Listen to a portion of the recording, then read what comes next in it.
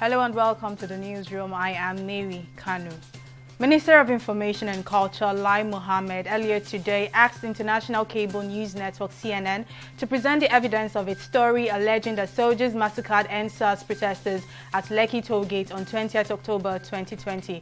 Mohammed, who made the statement during a television interview, noted that CNN violated the basic principles of journalism, fairness and balance. He also noted that the reputable organization was caught spreading fake news without proper investigation and asked CNN to provide the evidence of dead bodies and reiterated his former claim that the videos displayed were doctored.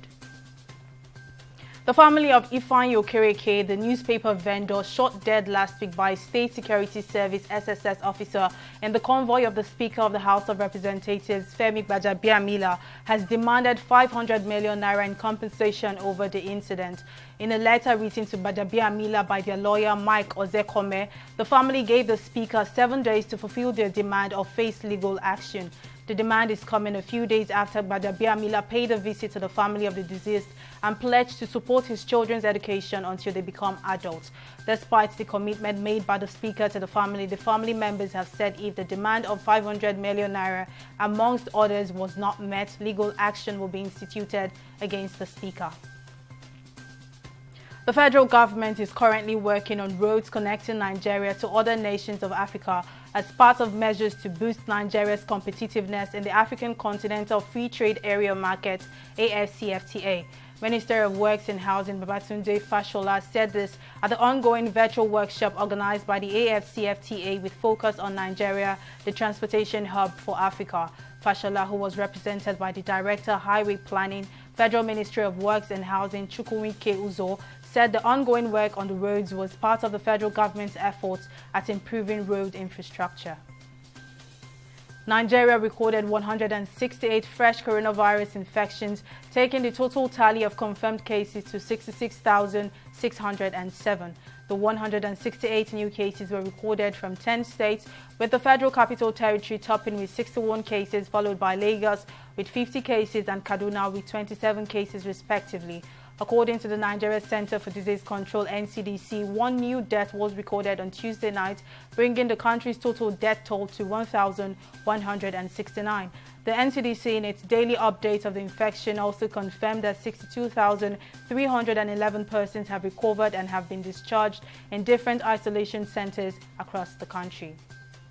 And now in business, Nigeria's former Minister of Finance, Ngozi Okonjo-Iweala's chances of securing the Director General of the World Trade Organization (WTO) brightened yesterday as South Korea withdrew its candidate Yoo Min-hee from the race. Washington Trade Daily quoted sources as saying that South Korea had notified the United States government of its decision and would make the decision public in the days ahead. The implication of this decision is that Okonjo-Iweala now stands a better chance of being announced as Director General of the World Trade body in the adjourned meeting scheduled for December 17, 2020. A court in Rwanda's capital, Kigali, has sentenced the former head of President Paul Kagame's security unit, Tom Yabagamba, to 3 years in prison for stealing a mobile phone. Yabagamba, who has been stripped of the rank of colonel, was already serving a 15-year prison sentence for disrespecting the national flag, insurrection and endangering state security.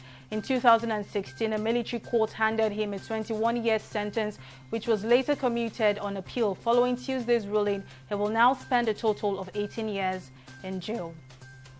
And in sports, the tension between the Nigeria Football Federation (NFF) and the Minister of Sports, Sunday Dare, seems to have been doused after a meeting between the two parties. Sports Minister Sunday Dare had threatened to overhaul the Super Eagles technical department and the country's football administrative structure to meet the aspirations of Nigerians.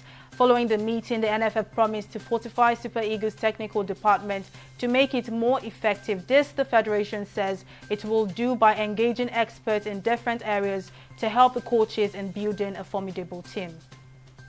And that's all for now in the newsroom. Do join us in the next hour for more.